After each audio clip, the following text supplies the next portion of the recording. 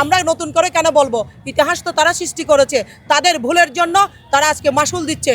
আসলে যারা ছাত্রদলের কমিটিটাকে নিয়ে যারা বিতর্কিত করছে তারা ভুল করছে।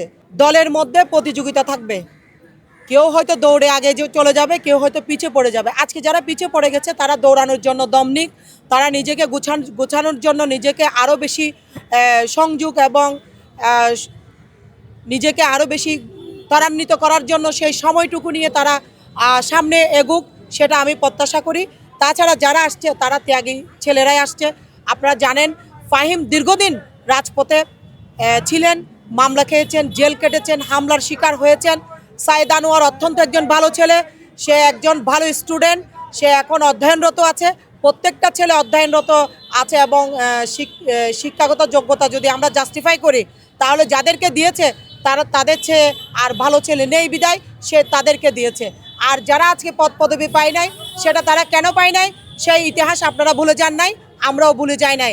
আমরা যখন স্টেডিয়ামের মধ্যে আমাদের যে বিক্ষোভ মিছিল ছিল সেখানে আমরা নতুন করে কেন বলবো? ইতিহাস তো তারা সৃষ্টি করেছে, তাদের ভুলের জন্য তারা আজকে মাসুল দিচ্ছে। সেটা আপনারা ফেসবুকে অনেকে ছাড়ছে, আপনারা দেখেন, সেখানে তো আমাদের কোনো দোষ নেই।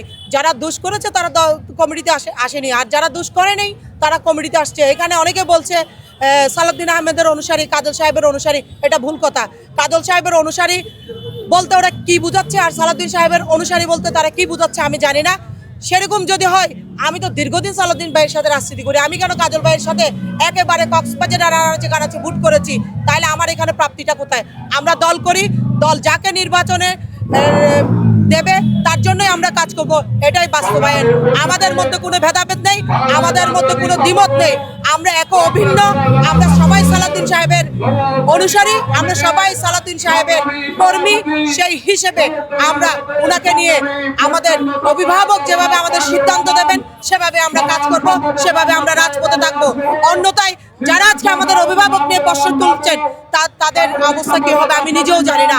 আমার মনে হয় আমাদের নেতাকে নিয়ে কথা না বলে, তাদের যদি কোনো অভিযোগ থাকে, তাদের যদি কোনো কিছু বলার থাকে, তাহলে তারা আমাদের প্রেসিডেন্ট সেক্রেটারি রয়েছেন তাদের কাছে বলুক, আমাদের প্রধানমন্ত্রীর কাছে বলুক, আমাদের অভিভাবকের কাছে যায় বলুক।